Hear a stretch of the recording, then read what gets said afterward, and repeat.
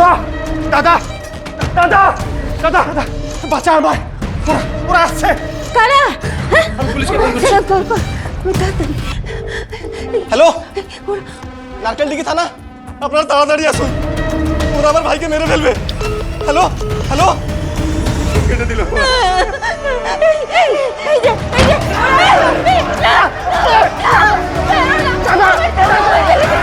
আমার ছেলেকে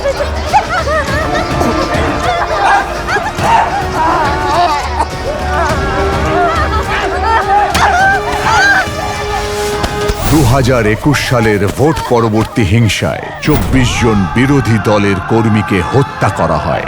11,200টি হিংসাত্মক ঘটনা ঘটে। এটা বদলাতেই হবে, এখন নয়তো আর কবে। পাল্টানো দরকার, চাই বিজেপি সরকার।